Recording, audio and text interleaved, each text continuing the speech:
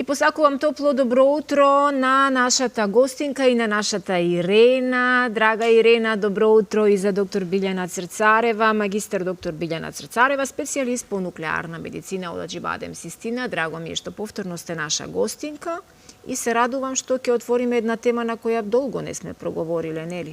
Аблација кај јазли во тироидната жлезда. Да. Една нова метода, единствени во регионот. Аџибадем Систина ја извршува оваа неинвазивна интервенција и малку повеќе ќе зборуваме за тоа. Добро утро, Суза. Денеска ни е цел ден во духот на иновациите, бидејќи останатите содржини се за нови иновативни идеи и решенија, така да повелете, јас со внимание ќе ве слушам. Добро утро. Благодариме, Суза, за убавата најава. Добро утро, почитувани. Ете, веќе ви ја откривме и темата, што е она што ќе зборуваме овој петок. Ќе зборуваме за аблација на јазли на тироидна жлезда. Ова утро, еве, официјално, уште еднаш заедно со нас и со вас, магистар доктор Билјана Црцарева, специјалист по нуклеарна медицина, тироидолог, која што ни доаѓа ова утро од клиничката болница Аџибадем Систина. Докторке, добро ви утро. Добро ни дојдовте вака официјално во утринската програма. Ке зборуваме за тироидната жлезда и за проблемите кои што, односно болестите кои што настануваат во тироидната жлезда, ама за да навлеземе полека и во аблацијата, и во сите оние диагностики и третмањи на тироидната жлезда, да објасниме накусо за почеток што е тироидна жлезда, каде се наоѓа во нашиот организам и која е функцијата на тироидната жлезда. Добро утро и од мене, ви благодарам на поканата повторно за гостин во вашата емисија.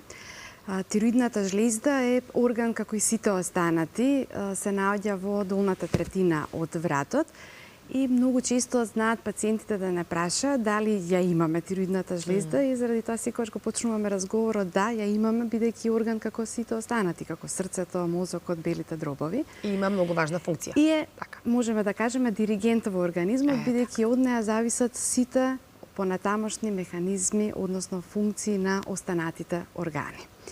Главната функција е одржување на метаболните процеси и од тога тргнуваат понатаму и самите заболувања, односно функционалните заболувања на останатите органи. Нејзината задача е да произведува хормони кои што го одржуваат понатаму балансот во организмот и тоа се познатите Т3 и Т4 хормони, односно трииодтиронинот и познатиот тироксин, кои што не би се создале доколку не би била пак под едно раководство на мозокот, односно хипофизата, од каде што се излачува ТСХ хормонот, односно тиреостимулирачкиот хормон. Во зависност од тоа какво е нивото на овие хормони, три хормони најчести кои што ние ги изработуваме, така настануваат и заболувањата кои што се поврзани со незината функција, односно намалената функција на тироидната жлезда, односно хипотиреозата, кога имаме пат на тироидните хормони Т3 и Т4, а пораст на ТСХ хормонот во хипофизата и обратно хипертиреозата, кога се случува повеќе создавање на тироидни хормони во тироидната жлезда, односно повеќе тироксин и Т3, а пат на тиреостимулирачкиот хормон кој што доаѓа повторно ќе кажем од мозокот, односно од хипофизата. Сега ова се значи заболувања, најчестите заболувања на тироидната жлезда, ама да не заборавиме дека тука и Хашимотов синдромот, така, кој што го имаат многу луѓе. И уште едно подпрашање, дали повеќе заболуваат мажи или жени од тироидна жлезда?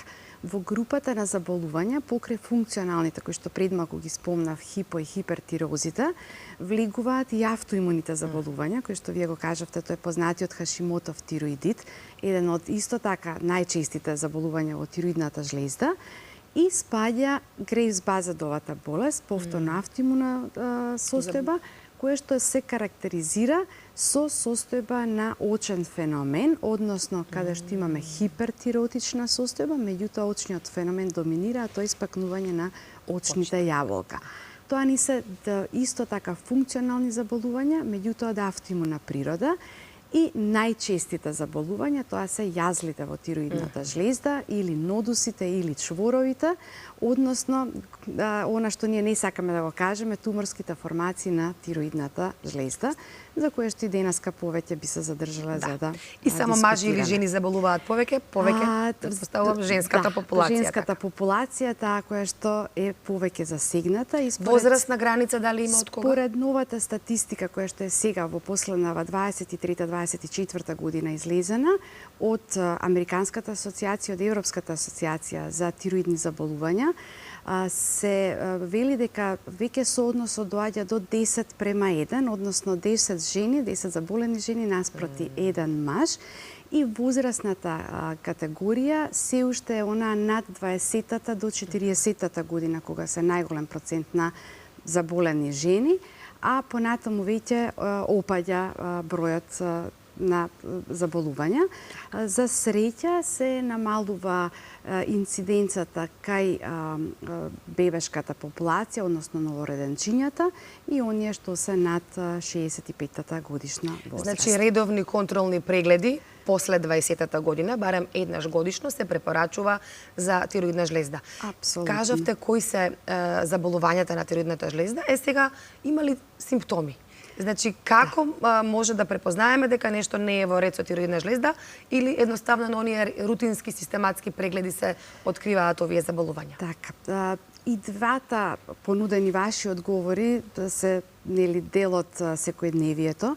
Доколку симптомите се изразени, тие се најчесто впечатливи кај пациентите. Кои И доколку станува збор за функционални заболувања, ако е хипотирозата, намалената функција, тогаш пациентите првично на што се жалат се зголемување на телесната тежина, проблеми со констипацијата, односно тешко, пошто е забавен метаболизмот, тешко излегуваат и одат во тоалет. Понатаму замор, малаксаност, поспаност, сува кожа, чешање по телото, кршлива коса, кршливи ногти. И спротивно од ова функционално заболување, кога станува збор за хипертирозите, се обратните симптоми. Односно имаме слабење, понатаму течни столици, една хиперактивност кај пациентот, значи не постои замор, малаксаност, тук напротив се хиперактивни, срцебиење, потење, тремор на рацете, значи една општа вознемиреност. Тоа се групата на функционални заболувања. Кога станува пак групата втората, каде што се нодусите и чворовите на тироидната жлезда, односно морфолошката група, тогаш еден единствен симптом е, а тоа е непријатност во предел на вратната регија, каде што е тироидната жлезда, каде што пациентите најчесто кажуваат дека има чувство дека нешто стои во грлото, Не може да се голтне убаво. не може да се голтне, па тоа е познатиот симптом на постоење на кнедла во грлото, кога не можат ниту да голтнат, ниту да искашлаат и многу често знаат да го имаат тактот на подчешување на грлото. Значи тој акт е повеќе засегнат. Тоа се дел од симптомите кои што постојат. Кај голем дел од пациентите тие може да бидат искриени, односно да се компензираат. Постојано пациентите да мислат дека е нормално да се појавува некој од овие симптоми, бидејќи постои такви случувања, тогаш кажуваме задолжителни скрининзи, односно барем еднаш во годината да се направи преглед, особено каде што постои една фамилиарна предиспозиција, односно барем еден член во семејството е афектиран со тироидно заболување. Значи генетски е сепак, има генетиката големо влијание овде така. Улога и втората голема улога, која што не смееме да ја заборавиме, а тоа е дека нашата држава е држава каде што тироидните заболувања се ендемски заболувања. На времето пред 50-тите години не постоело доволно јод во почвата, односно водите, и од тогаш започнуваат проблемите кај пациентите, со популацијата, и за среќа е решен проблемот преку едноставен метод на јодирање на еден прехранбен продукт, а тоа е кај нас солта.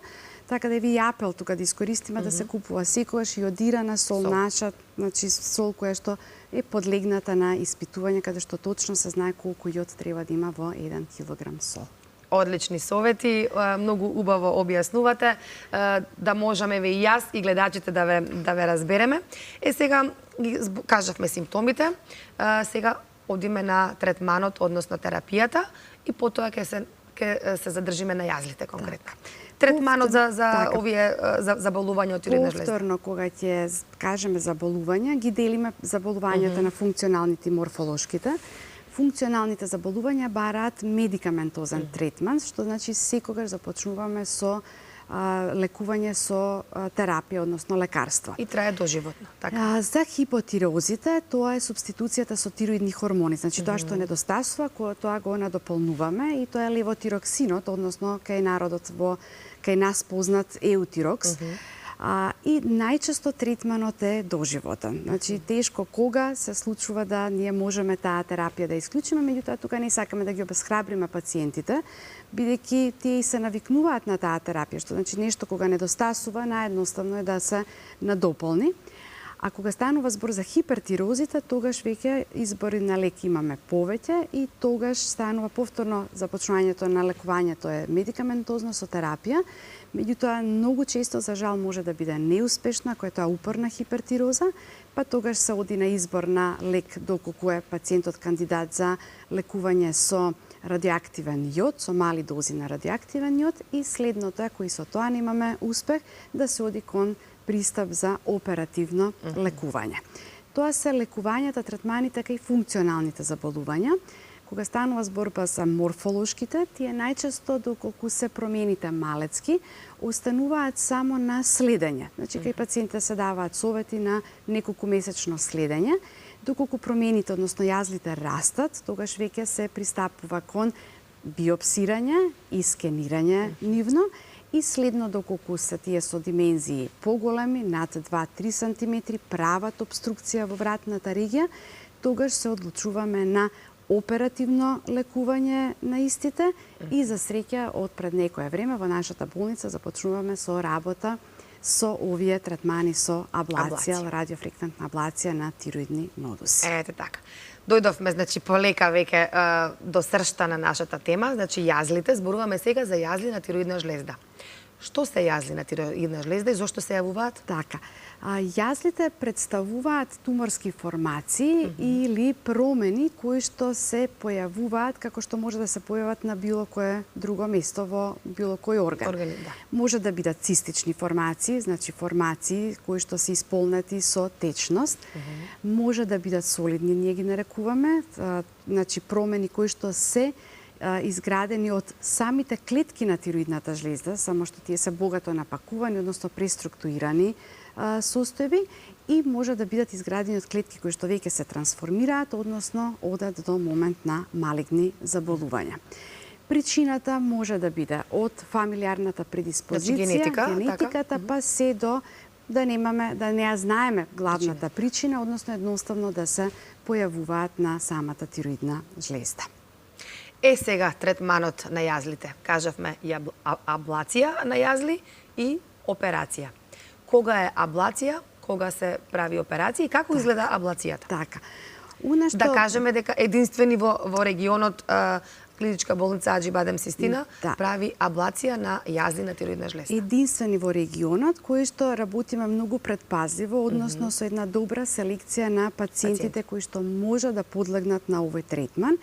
И тука заради овие причини секогаш ги охрабруваме пациентите да се јават на претходна консултација, која што е бесплатна, значи доаѓаат кај нас со тимот, разговараат, а потоа заеднички одлучуваме дали се добри кандидати да се пристапи кон аблација или ги упатуваме да се пристапат кон оперативно лекување. Кои се обично кандидати за аблација? Кандидати за аблација се пациентите кои што имаме јазли, кои што се не помали од 2 сантиметри, значи сепак треба димензијата да биде некоја ограничена, а па и да не бидат многу големи, односно да не бидат поголеми од 3-3,5 сантиметри. Тоа се најчесто промени кои што се на предната страна на тироидната жлезда, доминираат, значи се впечатливи. Најчесто кај пациентите се гледаат и првично знаат да присметаат во самото, козметички, да кажам, првично, што не треба да биде главната причина зашто би се одлучила на ваков третман. меѓутоа да доминираат и се гледаат и прават една обструкција во голтањето, односно дишењето. Како изгледа аблацијата, каков третман е, како се изведува? Аблацијата влегува во групата на минимално инвазивни постапки, кои што практично преку е ултразвучно водена со ехо водена постапка, каде што преку игли, односно сонди, се поставуваат во самиот нодус, односно самата промена и на одредена фреквенција, заради тоа е наречена радиофреквентна аблација, се уништуваат, односно преку топлина едноставно се горат. Се горат. Ефектот, она што сакаме да го кажеме, не е веднаш, значи не ги ја работиме денеска аблацијата и пациентите да утре си одат без јазал, туку треба да помине извесен период додека биде самиот исход видлив. Ако Значи треба време за да се види нели исходот од самата. Ама пациентите си одат веднаш, предпоставувам, дома, така? Истиот ден, Истиот минимално инвазивна е, се работи со локална анестезија, безболна е и кандидатите нели се добро селектирани од тимот во кој што влегува интервентен радиолог, специјалист по нуклеарна медицина, односно тироидолог и градни хирурзи, кои што одлучуваат заедно со нас дали ќе се пристапи кон аблација или кон операција. Она што секогаш го напоменуваме е дека сите кандидати за аблација се кандидати и за операција, бидејќи се тука јазлите, меѓутоа не сите пациенти кои што се за операција се кандидати за аблација, бидејќи големите јазли или мултинодозно изменатата тироидна жлезда, значи со повеќе чворови, апсолутно не спаѓа во групата на пациенти кои што ќе подлегнат на ваков третман, односно на аблација. Тие веднаш ги насочуваме да разговараат со градните хирурзи и да пристапат кон оперативно лекување. Исто еден од предусловите за третман со радиофреквентна аблација е кај пациентите да постојат две негативни биопсии. Тоа значи дека два пати мораме минимум да имаме потврдено дека не станува збор за малигна болест. Кај нас се уште не работиме малигни заболувања, во светот веќе почнуваат да ги работат микрокарциномите, за кои што ние сме со аблација, за кои што ние сме се уште скептици и сметаме дека тоа не е начин на лекување, туку карциномите треба веднаш да бидат испратени кај градните хирурзи да завршат со оперативно лекување.